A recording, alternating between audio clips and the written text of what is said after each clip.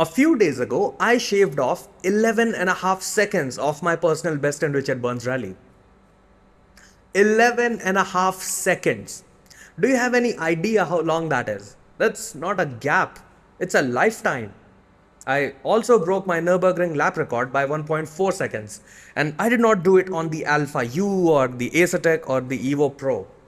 I did it on the Alpha Mini. Now, usually I like my wheelbases like my coffee, strong, with a punch to it. But with the Mini, something happened. With each smooth turn, I felt it. Bit by bit, I was inching towards a realization. And then, just a few seconds later, it hit me. I wasn't fighting the car anymore. I was dancing with it.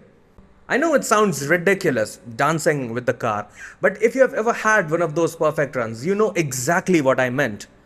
No overcorrection, no overthinking, no struggling, just you and the car in the moment, like a rhythm or a trance. With me, it was like the road was talking, and for the very first time in a long while, I was listening. But after all that, I had to stop, sit back, and make sense of what just happened.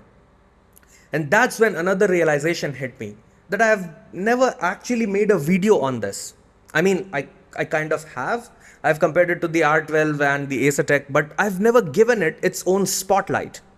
And now, with the Evo lineup on the shelves and a 5-year-old base delivering that kind of experience, I knew exactly what I had to do. The Alpha Mini came out in August 2020, and back then, Simagic wasn't a big name. The M10 was their proof of concept, a way to say, hey, we can build serious hardware. But the Alpha Mini, that was different. No gimmicks, no flashy design, just something so solid it could hold its own for years to come. And that's exactly what it did. But then the Evo lineup came out on May 2025 and people started calling the Mini a relic.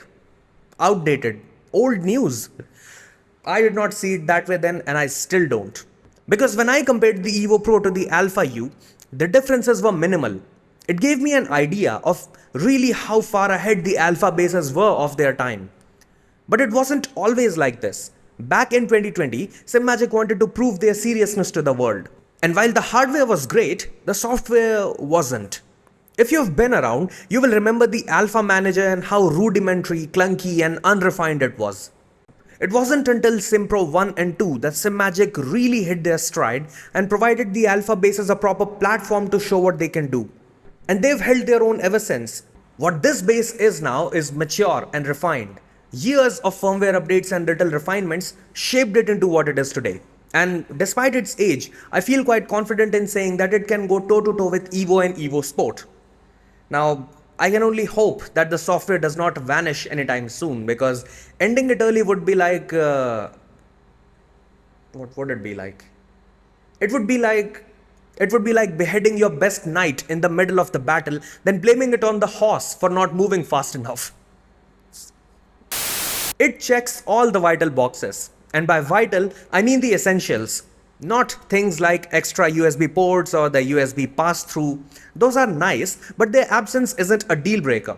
What matters is that it has a solid quick release system, support for the future wheels, an annoying green light to blind you, and most importantly, it drives like a dream. If a product still delivers, feels right, and gets the job done without getting in your way, then it's not old. It's proven. And the Alpha Mini is exactly that. That's been it. I've been the Nap Man, and may the downforce be with you.